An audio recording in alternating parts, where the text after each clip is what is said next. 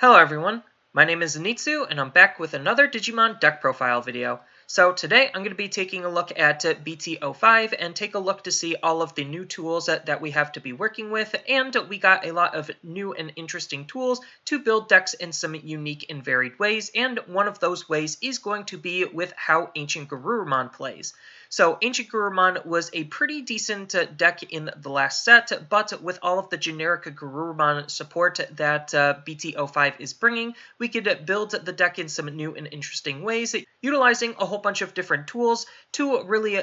customize the deck to your liking. So going over the deck, starting with the Digitama, I'm going to be running 4 copies of Upamon. So Upamon is still just one of the best Digitamas that we have to be working with, just because he has this nice when attacking ability once per turn. If your opponent has a Digimon with no Digivolution sources in play, then we get to draw 1 card. So this is a pretty decent ability at just allowing us to try to draw cards, and drawing cards is always good. And then as far as the 5th Digitama, it could really be anything you want. I'm just going to be choosing to run 1 copy of Tsunomon, just because Tsunomon is a rather decent Digimon, just because Blue hasn't had a whole lot of ways to DP boost their Digimon, and Tsunomon has this nice inheritable ability where during your turn, while this Digimon has Garurumon or Omnimon in its name, then it gets plus 1000 DP. So AncientGarurumon is a Garurumon, and we are going to be running a couple of other Garurumons and Omnimon in the deck, so it only just makes sense that we want to use Tsunomon.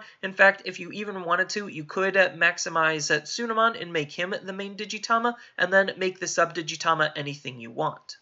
Next, on to the rookies, I'm going to be running 4 copies of Gabumon. So this is the BT-01 version of Gabumon, and this Gabumon is really good because he has this nice on-play ability of allowing you to just draw a card. So in the context of a raising meta, anytime you want to hard play a Digimon on the field, you generally want to get as much value out of it as you possibly can. Then Gabumon is just really good at just hard playing while keeping something in the raising area to just draw a card, and that's just what makes him really good.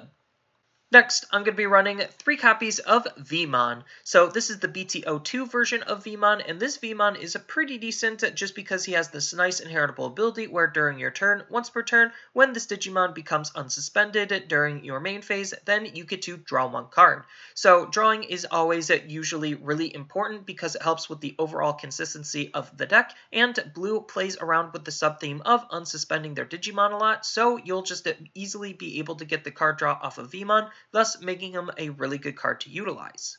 Next, I'm going to be running 4 copies of Strabimon. So Strabimon is another really decent Digimon with a really good on-play ability that's just trying to help us draw cards, just because he has this nice on-play ability where we get to reveal the top 3 cards of our deck, and then we get to add 1 Digimon with hybrid in its form, and or 1 blue tamer card among them into our hand, and put the rest on the bottom. So he is looking for 2 potential targets, either hybrid Digimon or blue tamers, and if we see both, then we get to add both, but at worst, we could potentially grab one of those. So that's just what makes Strabimon really good, is he's just acting as another Digimon for us to hard play, trying to gain as much value out of our cards as we possibly can, while we build a really strong Digimon in the raising area.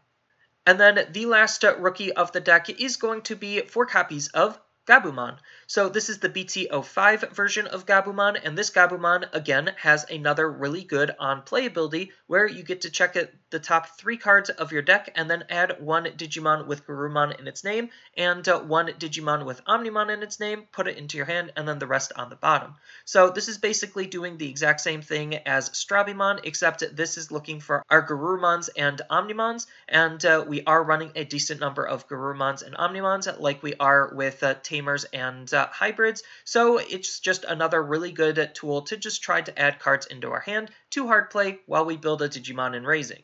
Next, on to the level 4s, I'm going to be running 3 copies of Lobomon. So Lobomon is still just a really fantastic Digimon to be running for Blue as a whole, just because of how powerful his ability where you could Digivolve him from your hand on top of one of your Blue Tamers as a level 3 Digimon really is. So breaking down what this ability actually is doing, if you just have a blue tamer sitting on the field, then you could utilize it to Digivolve up into Lobomon for 2. So it's basically like you're playing Lobomon for 2, drawing a card for Digivolving, and then if that tamer was on the field for at least a turn, and you didn't just play it, then Lobomon can attack that same turn you Digivolved up into him, and that is what's allowing Lobomon to be as powerful as he could be, because it allows you to just swing with Lobomon to try to close out the game or deal more damage rather quickly. So Lobomon is just a really good aggressive tool for the deck to be utilizing to just try to steal games away from the opponent, because they might not be anticipating or able to read his attack coming, or they might not even be able to stop the attack coming, even though they might know it is coming. Next, I'm going to be running 3 copies of Garurumon. So this is the BT-05 version of Garurumon, and this Garurumon is looking to be a pretty decent Digimon. It has a nice when Digivolving ability, where if you Digivolve this on top of a Gabumon, then you get to gain 1 memory, which basically means that he Digivolves for 1 as long as you're Digivolving on the field, because again, in the raising area when Digivolved abilities don't trigger. But we have so many Gabumons that we're going to be trying to hard play that playing this Garurumon is almost the same thing as playing our Garurumons or any of our other tempo efficient cards. Yes, you do have to be aware that if the opponent does have a memory blocker like Gazimon, Terriermon, or Chumon, then you won't gain the memory, but more often than not you will gain the memory, and that's just making him very tempo efficient. And then on top of that, he also has another skill, which is his inheritable ability, where during all turns, if this Digimon contains Garurumon or Omnimon in its name, then it gains plus 1000 DP. So the big thing to note is this is a buff, and like I said before, Blue doesn't really have a whole lot of ways of DP boosting their Digimon, but what's really powerful about this is the fact that it is a persistent buff through all turns, so it is going to make your Digimon more powerful also during the opponent's turn, thus making it harder for them to try to deal with your Digimon. And that's just a very powerful thing to be playing around with. Next, I'm going to be running 2 copies of Coelamon. So I had a hard time fitting in the blockers of the deck, but I still feel like running some blockers is better than no blockers, and currently Coelamon is just a really fantastic new blocker for Blue to be working with, just because he is following that new wave of blocker stat line, where it's 6 to hard play, 1 to Evo, 5000 DP, has the blocker ability, and the classic blocker clause of when attacking, losing 2 memory. So what we're really trying to gain out of this card is just the fact that he evos for 1 and is a blocker. We don't necessarily care about the fact that he has 5000 DP, but if you are concerned about the 5000 DP having him be more susceptible to a lot of forms of removal, then you could very easily run Grizzlymon in his spot. It doesn't necessarily matter, we're just using him as the dedicated blocker for the deck, and we do value that evo for 1 because it just makes us a little bit more tempo efficient. And then the last level 4 of the deck is going to be 4 copies of Lobomon. So this is the promo Lobomon, and this Lobomon is really what's tying the deck together and acting as the glue to a lot of its parts and pieces. So what this card is doing is it first has a when Digivolving ability, where you basically get to Digivolve into an Ancient Garurumon from your hand by paying 1, and then you ignore its Digivolution requirements, but it does get deleted at the end of the turn.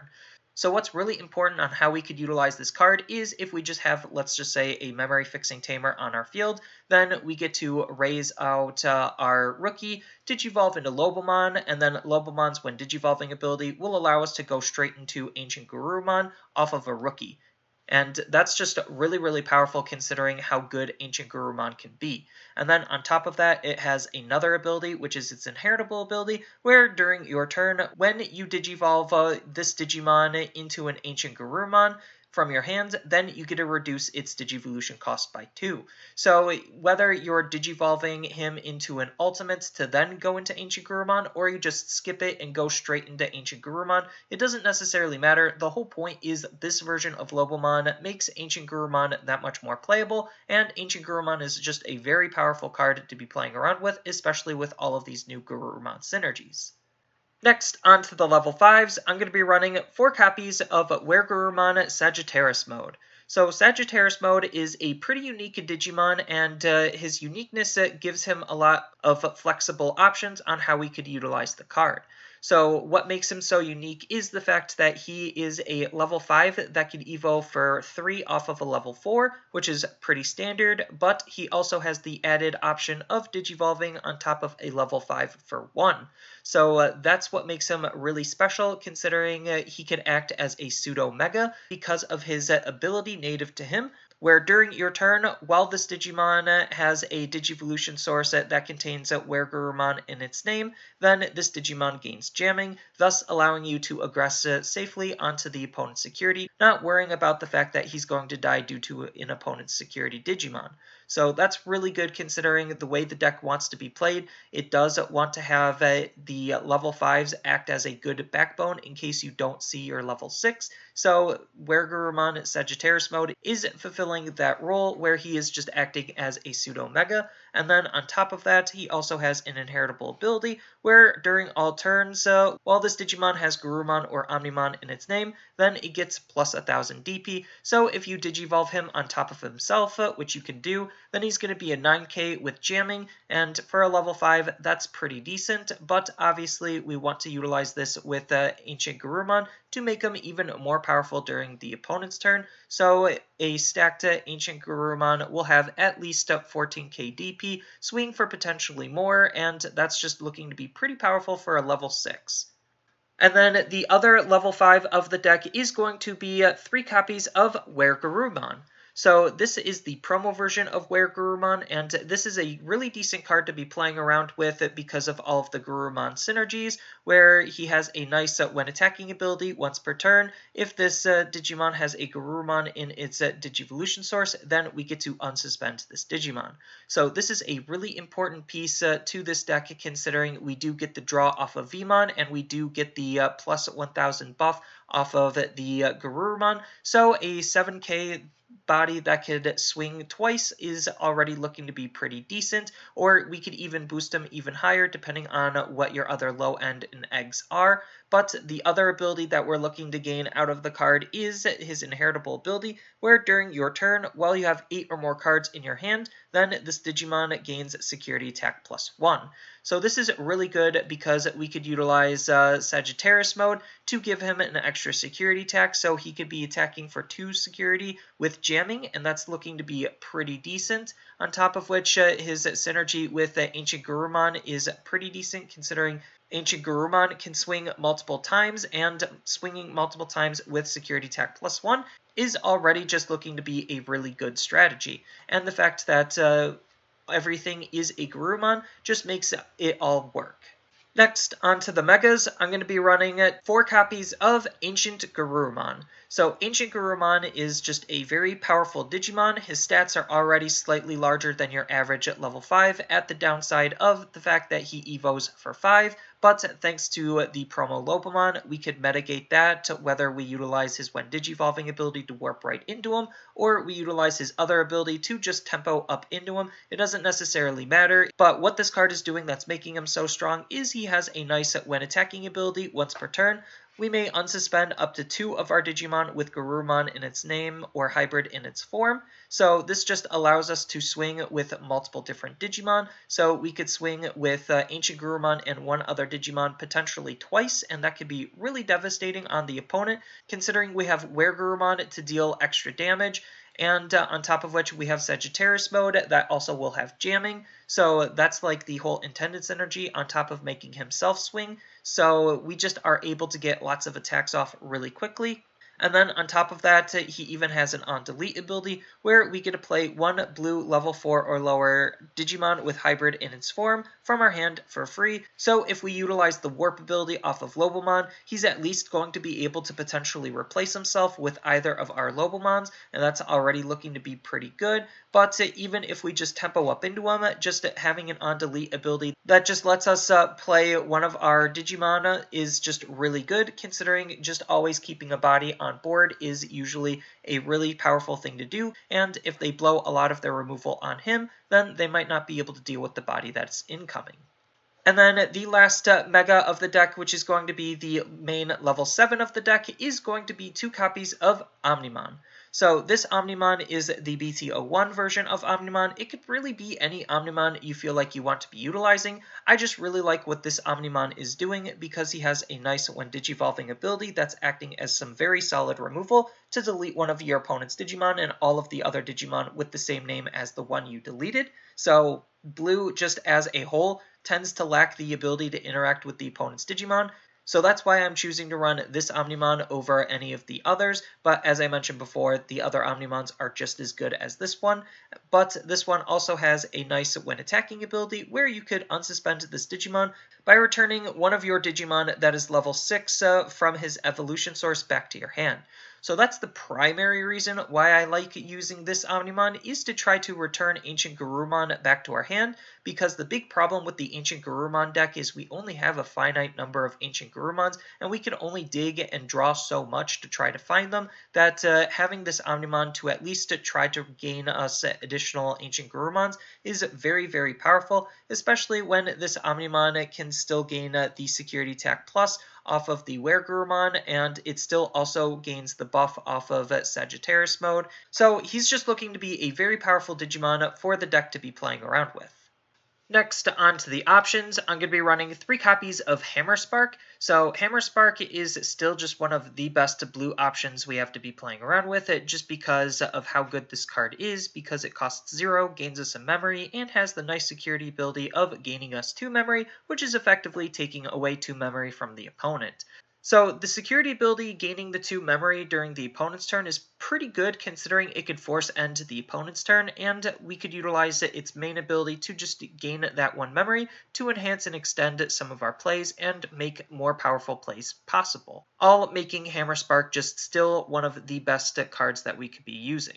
And then the only other option of the deck is going to be 1 copy of Mega Digimon Fusion. So this is just another 0-cost option card that just allows us to go from our level 6 to our level 7 for basically nothing. Then the level 7 does go back to the bottom of the deck at the end of the turn, and we trash all of the Digivolution sources that Digimon had. So this card is really good in combination with AncientGarurumon, because we could basically line up this like super powerful play where we just warp all the way up into AncientGarurumon, then utilize Mega Digimon Fusion to go into Omnimon, and that's basically just going from level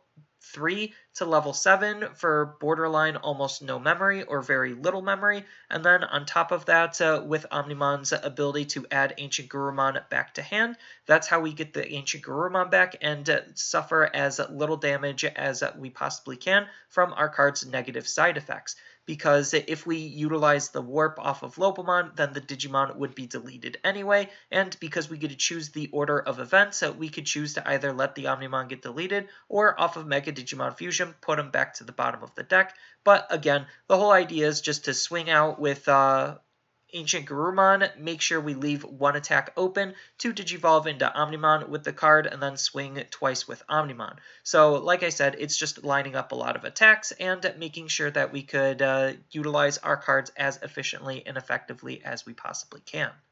Speaking of efficiency, next on to the Tamers, I'm going to be running 3 copies of Davis. So Davis is a really important card just because of everything this card is doing. The first big thing is he is the deck's dedicated memory fixing tamer, so if our memory is ever less than 3, he'll hard set it to 3, and we are planning on playing around our turns with 3 memory at the start, and then on top of which he has an on-play ability where we get to reveal the top 3 cards of our deck, add 1 blue and 1 green Digimon among them into our hand, then place the rest at the bottom. Well, we're not really playing any green Digimon, so he's just helping us look for our blue Digimon, and he's just adding to the overall consistency of the deck while being a blue tamer for Lobomon. And then the last tamer of the deck is going to be 3 copies of Nokia. So I was going back and forth on the tamer ratios. So if you wanted to play 4 Davis, 2 Nokia, do a 3-3 split like I had here, or try 4 Nokia and 2 Davis, you're more than welcome to experiment there.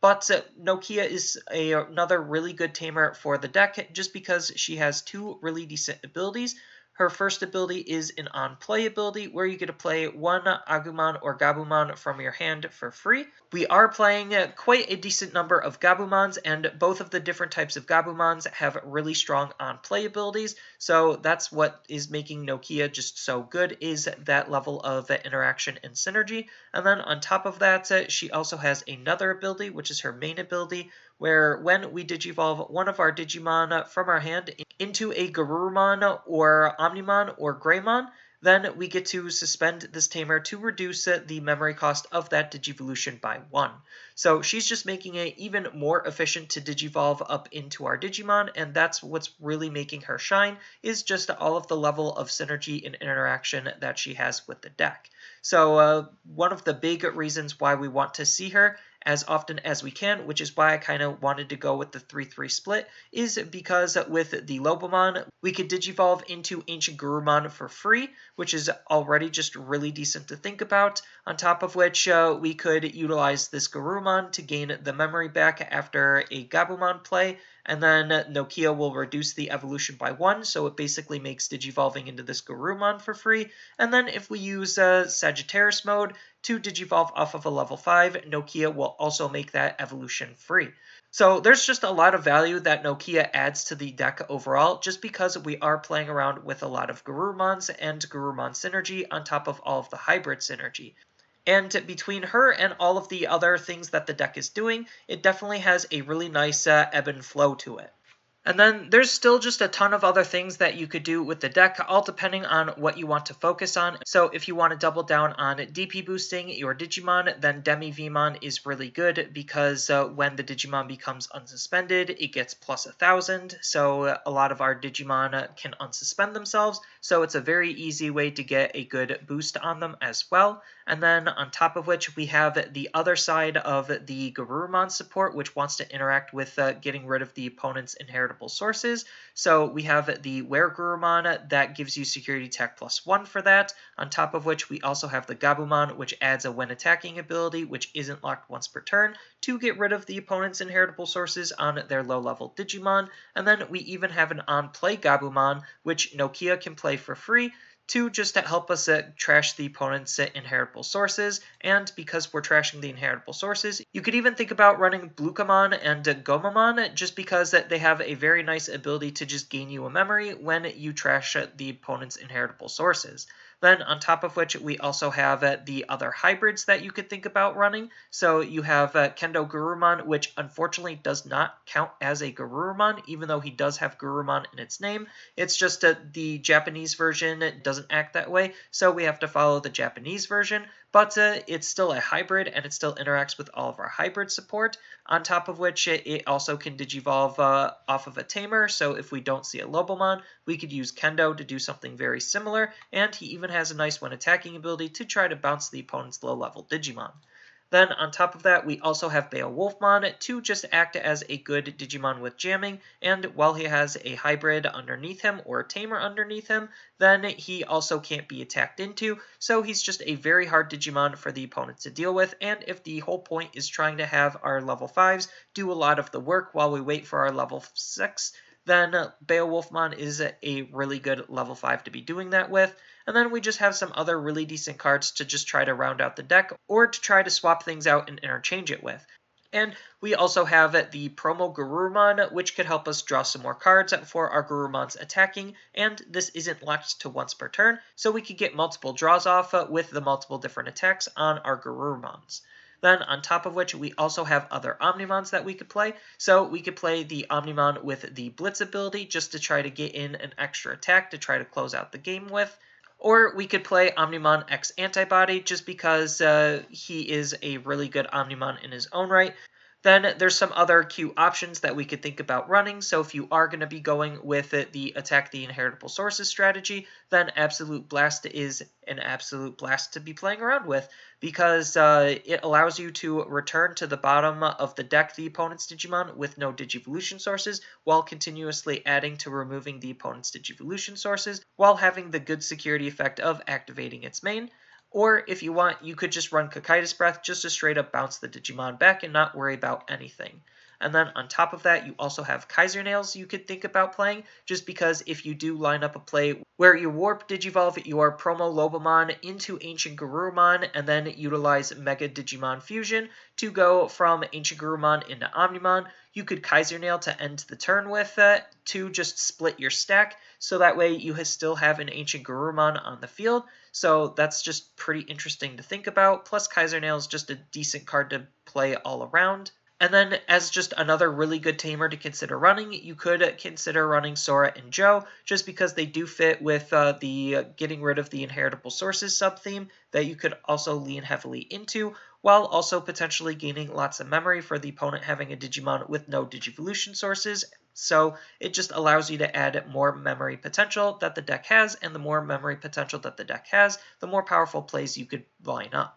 But all in all, this is a pretty fun and interesting deck to be playing around with, just because it plays the game of Digimon a little bit differently than most other decks, just because of the warp potential of the deck, and on top of which it's a pretty aggressive deck, considering it can make lots of attacks out of nowhere, all thanks to what AncientGarurumon, the Garurumon synergies, and the hybrid synergies are doing as a whole, and the deck tends to flow and play very nicely with each other, just because of all of the different synergies that are interacting with each other in some really good and unexpected ways. So that's all I really have for this video. As always, feel free to tell me your thoughts down in the comments below, and down in the description below are different ways that you could support me in the channel. So one of those ways is I do have a TCG Player affiliate link, so whenever you use that affiliate link to buy cards off of tcgplayer.com, then some of the money will go to supporting me in the channel, and on top of which I also do stream over on twitch.tv/Zenitsu,